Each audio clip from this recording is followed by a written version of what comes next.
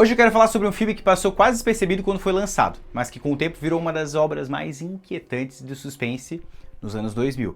Frailty foi lançado no Brasil como A Mão do Diabo. É um thriller psicológico dirigido e estrelado por Bill Paxton, e esse foi o primeiro longa-metragem dirigido por ele. Exatamente, o Bill Paxton, que é ator, aqui ele está assumindo o controle, o comando criativo de uma história ousada, moralmente desconfortável e muito mais complexa do que parece à primeira vista. O elenco ainda conta com Matthew McConaughey em uma atuação contida e estratégica, bem diferente do carisma expansivo que marcaria sua fase posterior.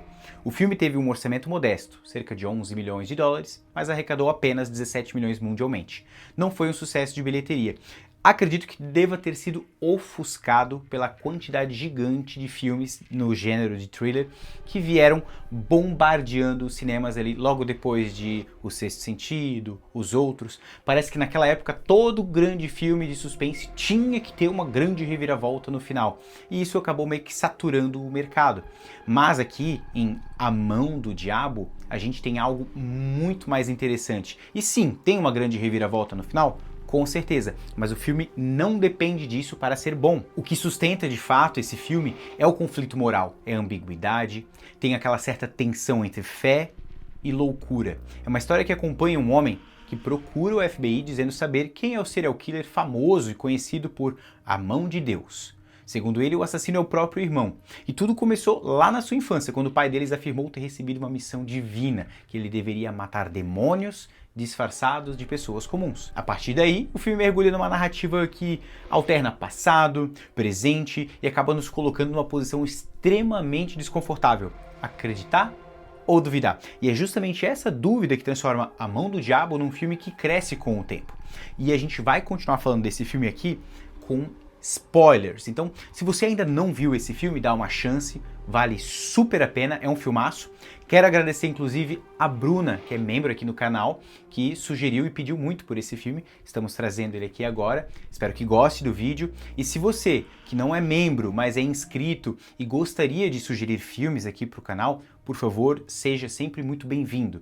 A aba de comentários aqui é um espaço de uma comunidade que eu estou tentando construir aqui com vocês, né? É um trabalho em conjunto. Vocês sugerem os filmes, eu os assisto, faço meus estudos, minhas análises e tento trazer aqui uma resenha mais amigável, né? Eu não tento ser um crítico de cinema, nem nada disso. Eu gosto de trazer a minha visão e tentando contribuir com a sua experiência na hora de ver esse tipo de filme. E gosto dessa troca, porque vocês também trazem suas visões aqui que acabam enriquecendo muito essa resenha que é tão gostosa de fazer. Então de agora em diante a gente vai para a parte com spoilers, ok? Então se você não viu, veja. Se você já viu e quer acompanhar de agora em diante, eu vou contar o filme inteiro. Vai estar recheado de spoilers. E mais no finalzinho do vídeo a gente deixa um espaço para debater um pouco sobre final explicado, interpretações possíveis, simbolismos, metáforas. Então, se está preparado, pega aquela pipoquinha, o seu refrigerante e vem comigo.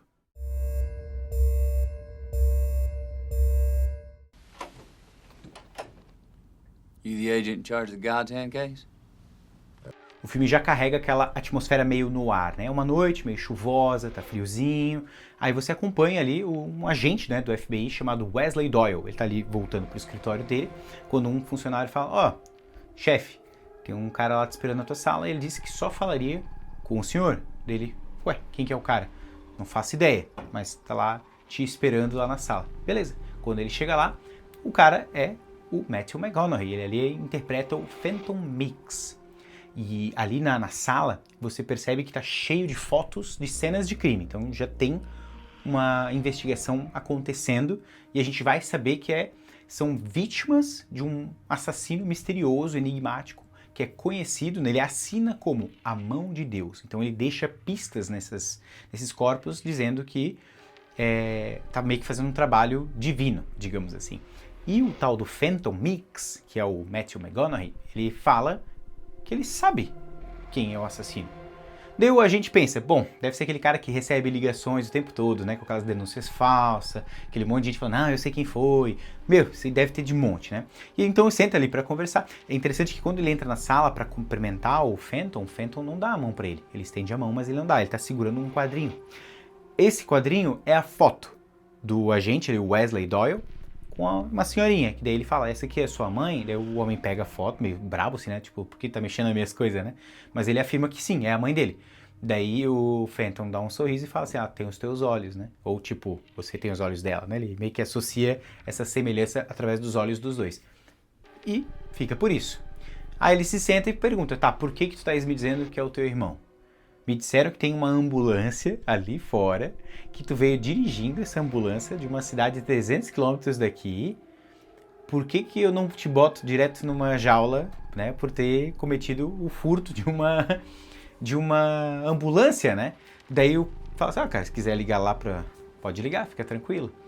E o funcionário do agente Wesley, ele acaba indo ali e faz uma ligação, uma moça atende, e ela meio que fala, não, tá tudo certo, ninguém prestou queixa, tá tudo certo. E fica por isso. Então, tá bom, beleza. Vamos lá, tens uma história pra me contar, né? Então, me conta aí o porquê que você acredita que é o teu irmão. E aqui é massa que o ator, o Matthew McConaughey, ele aparece muito pouco durante o filme. Porque de agora em diante ele meio que vai narrar os eventos que aconteceram em 1979, quando ele ainda tinha ali seus 12, 13 anos de idade, ele era só um menino.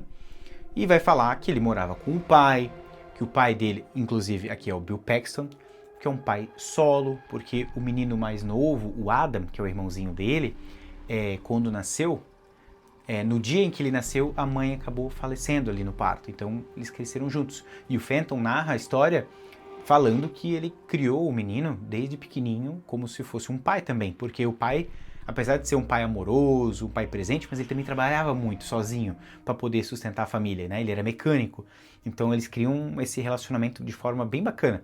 E tu vê que o menino, que é o Fenton, né? Ele é muito maduro. Não só através da atuação tu percebe isso, mas como o roteiro nos mostra isso através de trejeitos, de pistas, né, durante o filme, que, pô, é um menino muito maduro, ele não é fácil de enganar ele, né? Só que essa maturidade dele também nos mostra como ele é uma pessoa muito cética. Então, isso tem um peso para a trama. Tuesday, and if the devil doesn't like it, he can sit on a tap.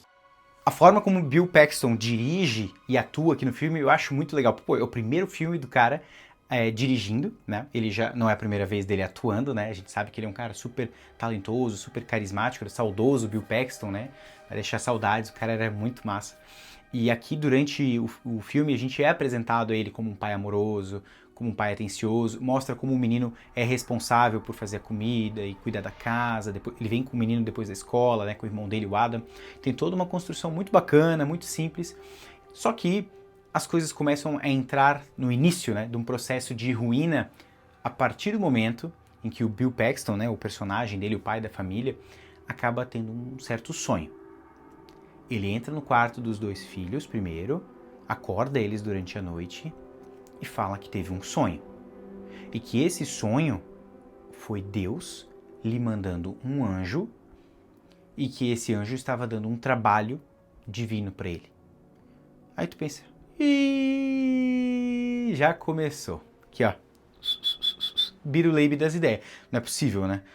O cara perdeu a esposa, cria os filhos sozinhos, é uma pessoa muito religiosa. É impossível tu não fazer um paralelo aqui com uma espécie de fanatismo, né? O cara é muito religioso, aí já começa a ter talvez um problema ali com psicológico, talvez, relacionado ao luto, tudo mais, aí já começa a misturar as coisas, já começa a delirar, aí tu pensa lá no começo dos anos 80, né, dos anos 70, 1979 e tal, talvez não tenha nem muito estudo ou informação disponível para as pessoas pensar, poxa, será que eu tô delirando? Não corre esse risco, né? E quando ele conta isso, mostra meio que um flashbackzinho do que ele estava vendo. Então ele estava deitado na cama dele, ele olha para uma espécie de troféu, uma estátua que tem na cabeceira dele ali, ela vai brilhando, o brilho dela vai aumentando uma intensidade assim, e só. Isso que nos mostra. Aí ele fala ali para os filhos que no dia seguinte ele receberia as informações de armas que ele deveria usar para cumprir esse papel. São 3 armas e a gente ainda não sabe o que é. O Adam compra a ideia na hora, o menino mais novo. Não, pai, beleza, vamos te ajudar a resolver esse dilema aí, tá tudo certo, já topou a aventura. Mas o Fenton já olhou assim, pai, tem certeza que isso não foi um sonho? Ele, não foi um sonho, eu tenho certeza que foi real. E é muito massa porque assim, ó, O personagem, né, do Bill Paxton, o pai aqui, ele não é um cara agressivo, ele não é um cara violento, só que ele é um cara firme nas ideias e nas convicções dele. Então ele fala, não filho, eu tenho certeza do que eu vi, e amanhã a gente conversa. E eles vão dormir. O menino não dorme nada, né? Ele fica super preocupado. Tanto que quando ele vai na manhã seguinte pra escola, o bicho tá pregando os olhos em cima da mesa, dormindo, e só imaginando as coisas que estão por vir, né? Mal ele sabe o que tá por vir. Quando eles já estão em casa, depois da escola, o pai vem do trabalho com uma certa notícia. Olha qual que é a notícia. Quando ele estava indo pro trabalho, dirigindo seu carro, ele olha pro lado esquerdo dele, assim, né, num campo bonito, assim, tem um celeiro no meio do campo, assim. O céu meio nublado e só um feixe de luz iluminando aquele celeiro. Na hora, ele interpreta aquilo ali como um sinal divino. Ele manobra o carro dele, vai até lá o celeiro, né? Quando ele chega lá, tem um pedaço quebrado do telhado e entra certinho uma luz do sol em cima de um toco que tem um machado fincado e um par de luvas. Olha aí, ó. É ou não é o sinal divino para tal arma que ele vai ter que usar? É lógico que ele aceita aquilo como um sinal divino. Ele pega aquele machado e as luvas, né? E ele leva para os meninos e fala, olha, essa é a primeira arma. E as luvas também fazem parte, porque o machado é para destruir os demônios. As luvas são para eu poder me proteger e depois que eu tiro as luvas eu vou poder ver a verdadeira forma dos demônios, mas falta uma arma. Aí o menino já começa, não pai, para com isso, pelo amor de Deus, olha as ideias, né? Já começa a criar aquele medo antecipado, né? E é lógico, o Fenton tem toda a razão de estar com medo do que está por vir aí, porque o pai dele está perturbado, né, das ideias, com essas ideias. E apesar dele não demonstrar violência e nem aquele fervor, assim, com aquele desejo enorme de fazer as coisas, ele age com muita naturalidade. E eu acho que isso acaba deixando ainda mais perturbador, ainda mais para uma criança. Tu vê o teu pai falar essas coisas que ele tá falando com uma naturalidade, como se fosse só mais uma terça-feira normal do dia a dia. Eu vou na feira, depois eu mato ali um demônio, daqui a pouco eu volto para casa e tá tudo certo. Tipo isso, sabe? E não demora muito para que ele tenha uma segunda visão. Ele tá lá na oficina mecânica, onde ele trabalha, mexendo no carro. Do nada ele tem um vislumbre, um ser de luz surge do nada. Eu achei muito legal os efeitos especiais que eles usaram aqui, porque ele tá olhando para a parte de baixo de um carro. A parte mecânica do carro se contorce na imagem, do nada vira meio que tipo o teto de uma catedral, e aí vem um anjo surgindo, né, com asas, um anjo bonito assim, com escudo, uma espada flamejante. E ele fica tipo como se estivesse recebendo informações, só ele escuta. Ele sai debaixo do carro, pega um caderninho do bolso e anota nomes. Quando ele chega em casa, ele fala que recebeu a lista dos 7 demônios que ele deveria matar, né? Ele tem no meio desse processo ali a terceira arma que é apresentada para nós, que é um pedaço de cano. É literalmente isso, um cano de metal. É isso, essa é a tal arma divina. Ok. E agora ele tem os nomes. Daí o menino olha, né? O Fenton olha e fala, pai, esse é nome de gente? Ele falou, não, são demônios. Aí o menino já fica meio desesperado, ele não consegue nem dormir. E durante a madrugada, quando nem ele nem o irmão conseguem dormir, eles escutam o barulho do pai chegando tarde, porque ele não veio no horário do trabalho, e ele tá carregando uma pessoa. Os moleques já ficam desesperados, né? Saem lá fora pra ver ele carregando uma pessoa, ele larga essa pessoa, que primeiramente quando a gente olha a gente pensa que a pessoa tá morta, mas não, tá desacordada, com silver tape na boca, toda amarrada, uma moça, uma mulher jovem. Ele abre a porta da garagem da casa, bota ela lá dentro, fecha, os meninos entram e ele fala, tá aí, ó, esse é o demônio. Daí o Fenton, não pai, uma moça. Ele, não é filho, não deixa se enganar, ela é um demônio. Quando ele tira a luva e toca nela, ele tem tipo um acesso, assim, parece que ele tá tendo um vislumbre de algo que não nos mostra. O que eu acho uma sacada muito interessante, de não nos mostrar o que ele tá vendo. Porque através da interpretação dele, da expressão facial dele, tu vê ele horrorizado. E a forma que ele vê aquilo, tu só consegue imaginar o que ele tá vendo. Ele simplesmente se levanta, pega o machado, não pensa nem 2 vezes, ele nem reluta. Ele senta o machado e as crianças se desesperam, óbvio, né? Porque elas estão vendo uma pessoa ser mutilada na frente deles. Mas tu vê que ele não tá fazendo aquilo ali com prazer. Ele tá com muito medo, muito assustado pelo que ele viu e pelo que ele tá fazendo, mas muito mais pelo que ele viu. Aí tu fica, cara, o que ele tá vendo? Ele tá vendo algo que não está sendo mostrado pra gente como espectador. Então, o que a gente pensa? Ele tá maluco? Ou realmente tem algo ali? Sabe? Começa a criar essas dúvidas pra gente. Dad, why Why did God let this happen to me? Don't blame God, Davy. It wasn't his fault. God let me do it. What God lets you do is decide for yourself what you will do. You're not a puppet with strings tied to you. No.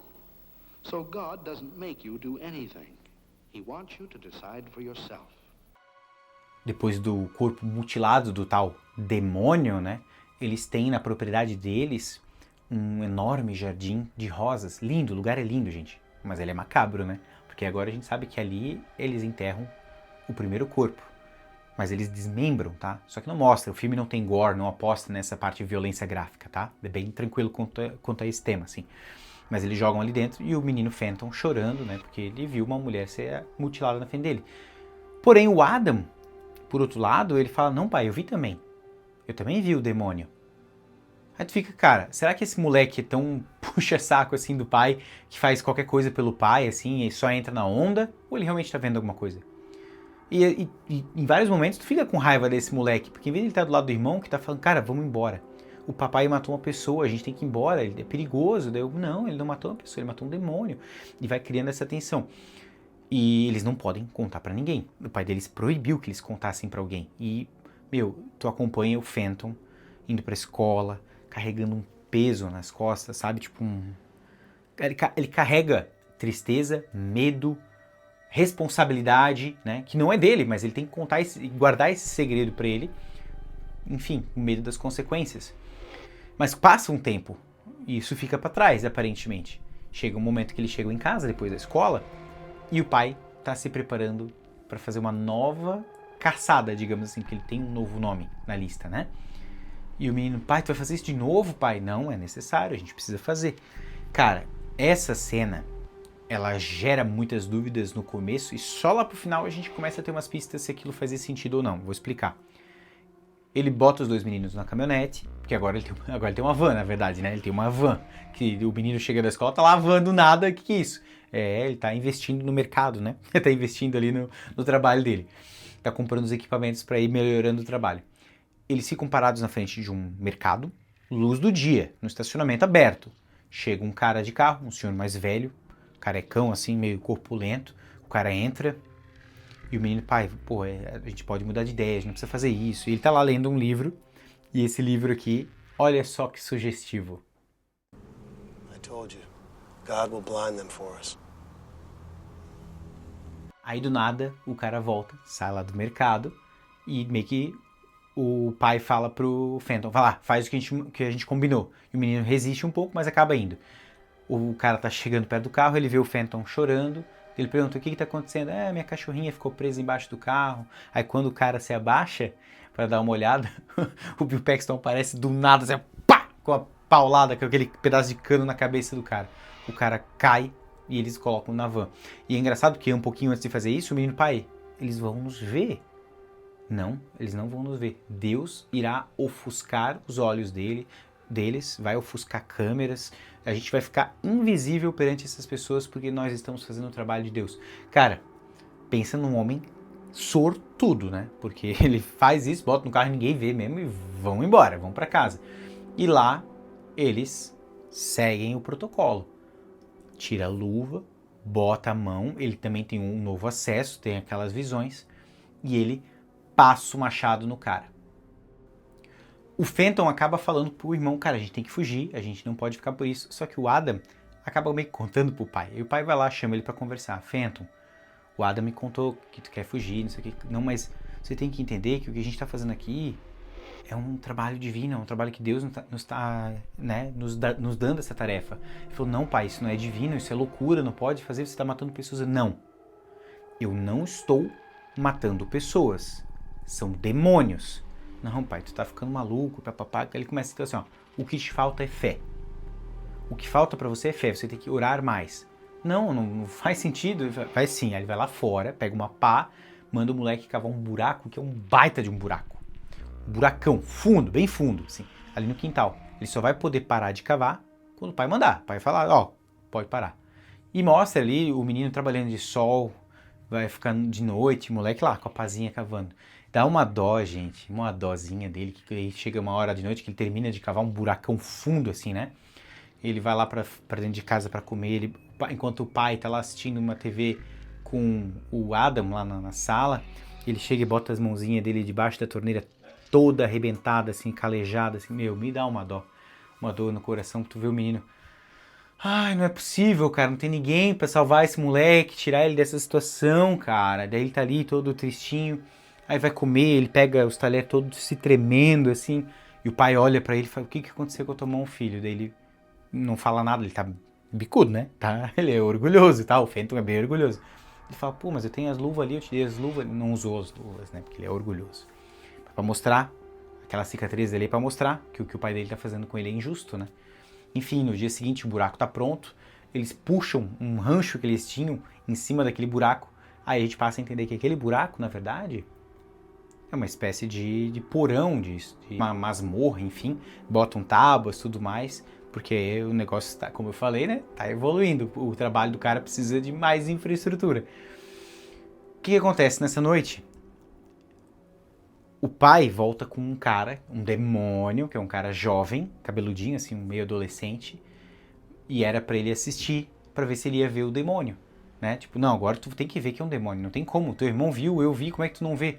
E na hora que ele vai matar, o menino foge. O Fenton sai correndo igual um raio. Foge, vai correndo. Vai na delegacia, chega na delegacia fechada, mas ele sabe onde o xerife mora. Corre pra casa do xerife, bate na porta. O xerife abre a porta. Por favor, xerife, me ajuda. O meu pai tá maluco. Tem uma pessoa presa lá em casa, ele vai matar a pessoa. O que o cara faz? Não, eu vou ligar pro teu pai. Meu, gente... quando ele fala assim, eu vou ligar pro teu pai, nessa hora, dá vontade de falar, não, esquece. É um bundão. Meu Deus, como tem gente da justiça, da lei nos filmes, tudo uns bundão.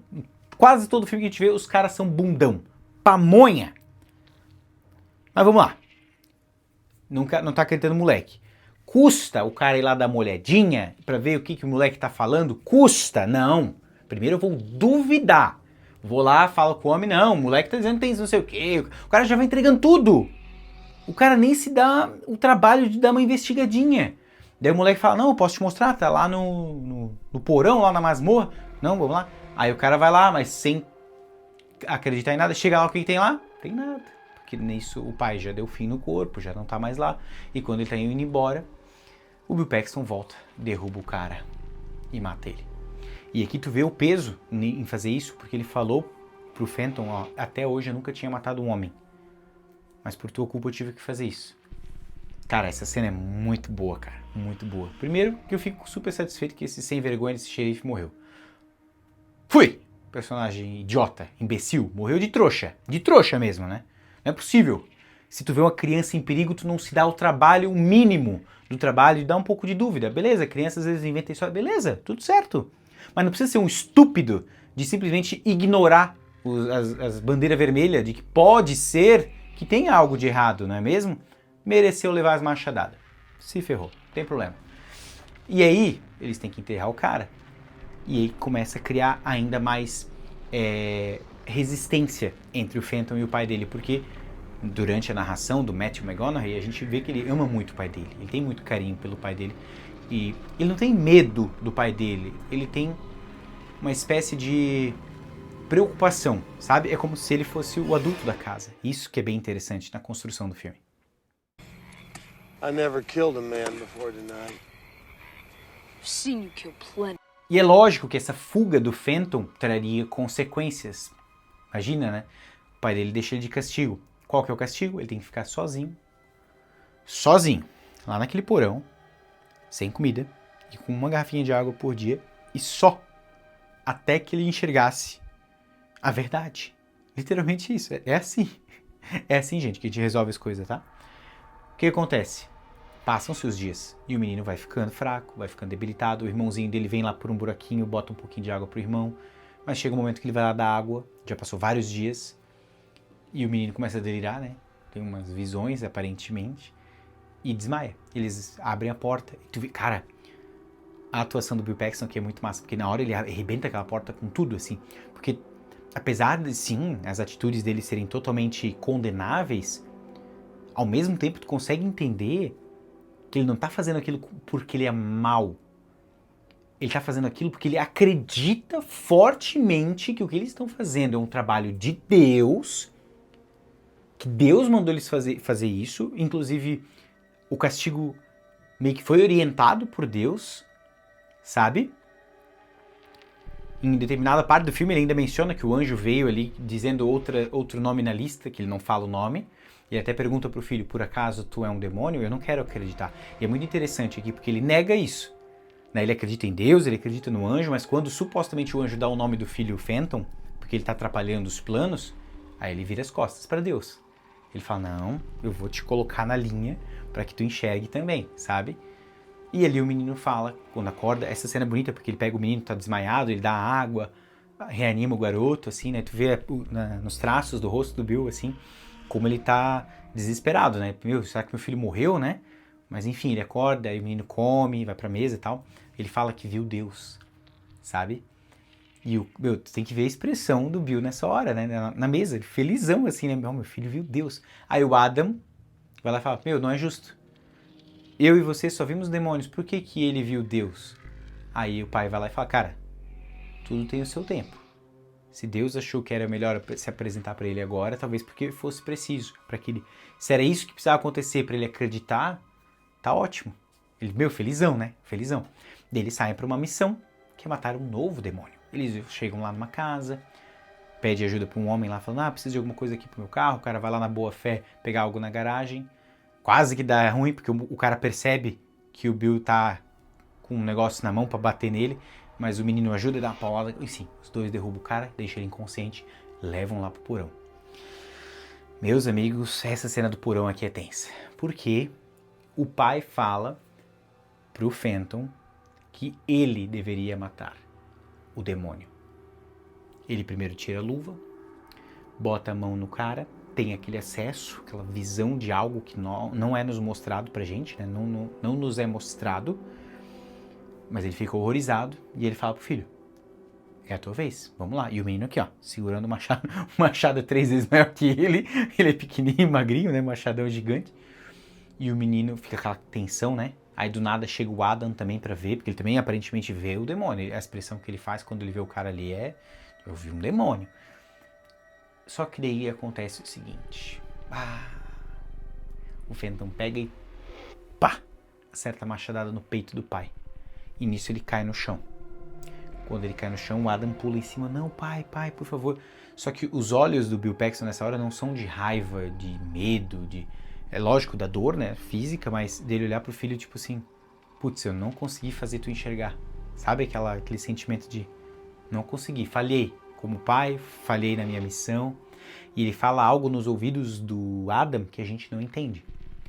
A câmera volta pro Phantom, que tá tentando ajudar o homem a levantar. E quando ele tira aquela silver tape da boca, bem nessa hora, já tem um sustinho aqui que foi muito bem plantado, tá? Que o cara, na hora que tira a fita, ele... Não! Ele dá um grito e corta a cena. O Adam vindo correndo com o machado e e mata o cara. Aí tu, não... O cara matou o próprio pai pra salvar a vida de uma pessoa inocente. O moleque retardado vem com o machado e finaliza. Não. Daí volta pro Phantom adulto, Matthew McConaughey, que tá conduzindo, eles já estão, agora essa cena, ele tá com aquele detetive dentro do carro, indo pro cemitério das rosas lá, que ele diz que lá ele vai trazer as pistas de que o irmão dele era de fato o assassino da mão de Deus e que tirou a própria vida. Então quando ele chega ali no cemitério, já cria uma atmosfera meio sinistra ali, que, esse cemitério é esquisito. E quando eles chegam lá, tá cheio de covas, não tem uma, duas, três, tem um monte de covas. Daí o detetive ainda fala, ei, aqui tem mais túmulos do que deveria, né? E nessa hora, o Phantom, ele tá algemado, né? Porque o detetive falou, tu pode me levar sem problemas lá, mas se tu precisa, tu vai algemado. Ele, não, tá bom, foi algemado. E aqui rola uma revelação. Meus amigos, aqui, ó, quem nunca tinha visto é pego de surpresa, tá? O Phantom fala que ele não é o Phantom. Ele fala que ele é o Adam. A revelação aqui vem igual um soco, tá?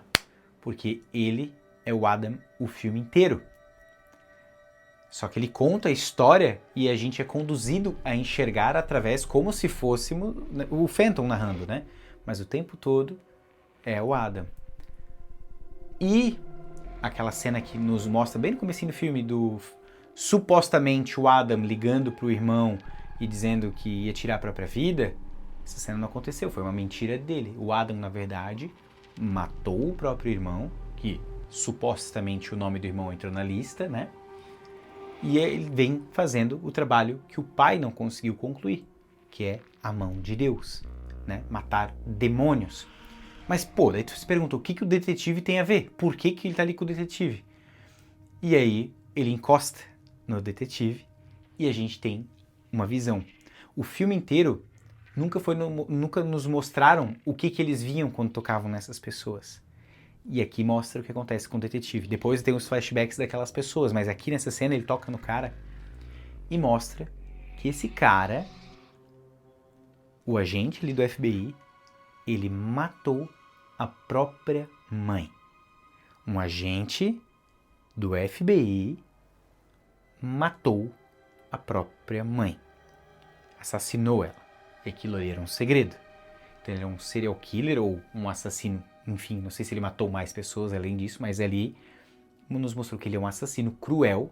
E quando ele é tocado, o Adam, que a gente até então chamava de Fenton, né? Mas o ator, o Matthew McConaughey, que é o Adam de fato, fala, eu sabia disso. Ele falou, como você sabia? Aí ele entrega pra nós.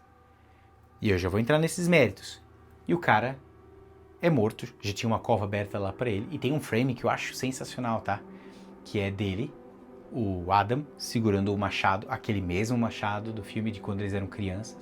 E atrás dele umas árvores, assim, com umas raízes, assim, um frame da hora mesmo, assim, a câmera de baixo pra cima. Fim do detetive, cara. Aí tu fica pensando, tá, tudo isso foi por causa do detetive? Sim, porque ele falou que o detetive tava na lista dele. Aí tá, beleza, show de bola. Aí tu deve pensar, então, beleza, mas ele entrou num lugar onde tinha o FBI. Ninguém vai ver ele, ninguém vai reconhecer ele. Aí aqui o filme conecta com aquela frase do pai, lá quando eles pegam a segunda vítima no mercado, que o menino fala, pai, eles vão ver a gente. Não vão. Deus irá cegá-los e as câmeras também. E a gente se tornará invisível para essas pessoas, porque a gente está fazendo um trabalho divino. Cara, mostra todo mundo do FBI procurando o tal do cara. Mas por quem eles estão procurando? Estão procurando por um tal de Fenton Mix. Ele é o Adam. Eles vão na casa do tal do Fenton. O Fenton está morto. E lá ele plantou algumas pistas de que o agente do FBI foi assassinado pelo próprio Fenton. Meus amigos, esse cara fez um plano tão bem elaborado. Ele matou o irmão, concluiu o trabalho do pai, tá seguindo a lista. E a gente fica pensando, pô, mas ele ainda entrou lá no cara, ninguém viu ele. Aí mostra os caras desesperados, não, vamos ver nas câmeras. Toda vez que mostra ele na câmera, a câmera parece umas falhas, uns chiaços bem onde é o rosto dele. E o cara que viu ele, falou, não, mas eu vi ele ontem, mas eu não consigo lembrar da cara dele. Essa cena é muito boa, porque de fato, algo divino ou não está atuando ali para que ele consiga fazer o trabalho dele. E é por isso que ele sempre se porta com muita segurança, com muita convicção de que o trabalho dele está sendo certo, porque vai dar tudo certo, né? Porque está sendo protegido por Deus, pelo homem lá de cima, pelo brabíssimo. E é massa que depois, aquele cara que supostamente viu ele lá na noite em que ele encontrou o detetive, ele tá seguindo as investigações e ele vai lá na delegacia para fazer aquela conexão. O cara veio de lá, né? Veio com a ambulância, eu vou tentar na delegacia de lá. Quando ele chega lá, quem é o xerife daquela cidade? É isso aí, meus amigos, o próprio Adam. Tá lá ele com a Beck, né? O uniforme de xerife e tal. Pergunta, e aí, como é que eu posso te ajudar? Ele fala, cara, vinha, né, aqui investigar também, mas ele também passa a notícia de que o irmão dele foi assassinado, tal, ele finge, né, que pena, que não sabia e tal, e se coloca à disposição ali para ajudar nas investigações, e o cara vai embora. E esse o cara ir embora, ele aperta a mão do cara. Aí fica, epa, tocou no cara, mas ele olha e fala assim, você é um bom homem, detetive. O homem não entende muito e vai embora. Logo, aquela mulher que atendeu o telefone lá no comecinho do filme, aparece aqui novamente, grávida, pega ele na mão, assim, né? E ele... assim, acaba o filme assim, ele olhando e tal, tipo assim, missão cumprida, meu trabalho tá sendo realizado. Cara, que final foi esse? God will protect me. A Mão do Diabo é um filme sobre fragilidade, mas não apenas mental, é fragilidade moral. Fragilidade de fé, da percepção da verdade. O filme constrói 3 camadas simultâneas. A literal, em que o pai realmente recebeu uma missão divina. A psicológica, em que estamos diante de um delírio religioso e compartilhado. E a ambígua, em que nunca temos certeza absoluta de nada, porque toda a narrativa é mediada pela perspectiva do Adam, um possível personagem não confiável. E se a gente aceitar a leitura sobrenatural, então o filme apresenta um universo em que Deus é ativo, ele é julgador e implacável, mais próximo do Antigo Testamento do que da ideia moderna de misericórdia e amor. A verdadeira fragilidade estaria na incapacidade humana de reconhecer o mal invisível. Agora, se a gente adotar a leitura mais psicológica do filme, então a gente está diante de um retrato perturbador de fundamentalismo, onde convicção absoluta substitui a ética e a violência se transforma em ritual legitimado por crença. O machado Otis deixa de ser uma arma comum e se torna um instrumento sacerdotal, símbolo de uma justiça primitiva e arcaica. As luvas, elas representam a revelação e o julgamento. Já o jardim de rosas, ele acaba encobrindo a brutalidade sob a aparência de pureza. A dinâmica entre Fenton e Adam, ela acaba simbolizando pra gente a razão versus a fé. E é quando Adam acaba matando o irmão que ele simbolicamente elimina a dúvida. O FBI, representante da justiça racional e institucional, falha em ambas as leituras, seja porque não consegue enxergar o mal espiritual, no caso, né? Seja porque também ele é manipulado por um fanático muito inteligente. O título singular, né, Frailty, sugere a existência de uma fragilidade específica em jogo, talvez a linha tênue entre fé e loucura, talvez a vulnerabilidade humana diante da autoridade divina, ou talvez a facilidade com que a moral pode ser distorcida quando alguém acredita estar absolutamente certo. O filme não responde se Deus mandou matar, ele pergunta o que acontece quando alguém acredita que ele mandou. E essa é a parte verdadeiramente assustadora.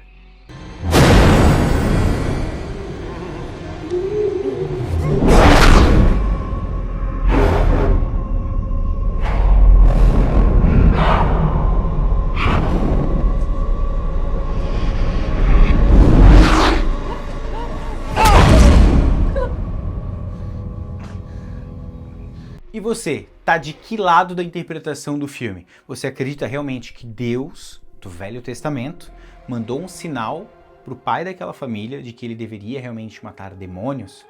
Ou você acha que não, aquilo foi tudo coisa da cabeça dele, ele julgou que aquelas pessoas fossem de fato demônios e ele acabou as matando de forma fria e calculada e aquilo acaba estendendo para o seu filho, que continua fazendo esse filtro e matando pessoas segundo o que o pai dele ordenava? Porque você pode enxergar que, não, mas ele foi lá e falou para o detetive algo, né, que somente o detetive saberia, né, sobre a mãe dele e tal, mas tu tem que entender que quem está narrando a história é ele.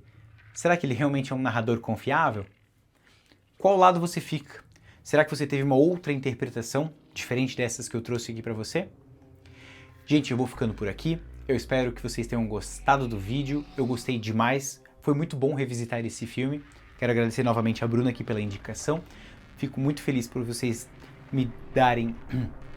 Fico muito feliz por vocês estarem aqui, nos trazendo essa audiência. Deixem aqui nos comentários sugestões de filmes, se gostaram do vídeo não se esqueça de deixar um like. Se caiu de paraquedas aqui no canal, seja muito bem-vindo, peço que se inscreva no canal para a gente continuar aumentando ainda mais essa comunidade. Eu vou ficando por aqui, um beijo e até mais.